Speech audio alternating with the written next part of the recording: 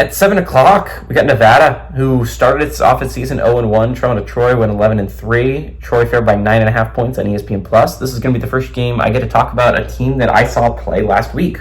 Brandon Lewis last week went 14-26, threw for 132 yards, 2 touchdowns, 0 interceptions. Also led his team on the ground with 18 carries for 77 yards.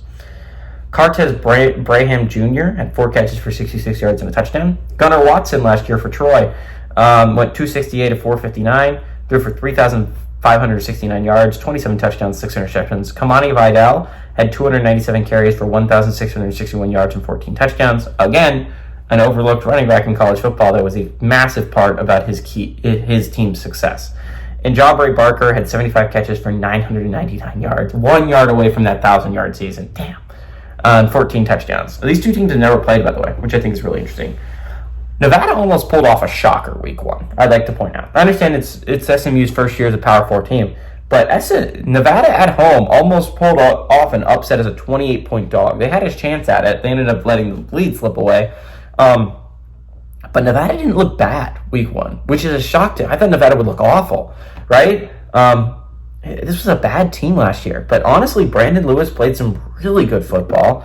I understand the 132 yards doesn't show it, but he was a good leader for this football team. And honestly, I think Nevada has a chance of being decent in the Mountain West this year. I think Troy has a lot of problems too, which is why I think this game could be one of the better games in the 7 o'clock window.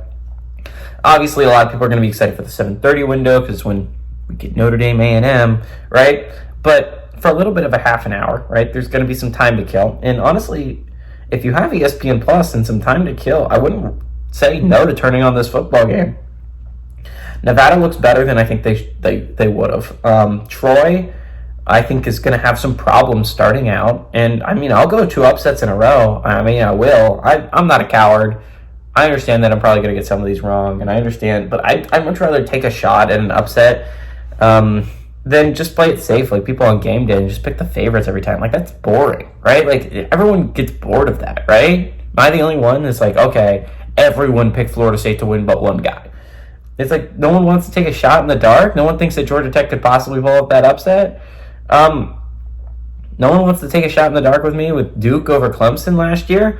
It's a lot of fun to take shots in the dark. It's a lot of fun to talk about teams I think will be a lot better than a lot of people thought. I watched Nevada play last week.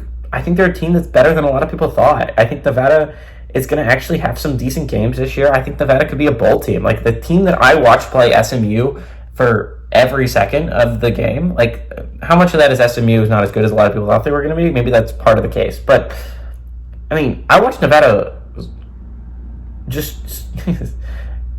fight and claw to stay in that football game, almost win as 28-point dogs. I respect them a lot for it. I think Nevada has a chance to go on the road and pull off this upset against Troy. Troy's going through a lot of problems right now that I don't think Nevada is. Give me Nevada.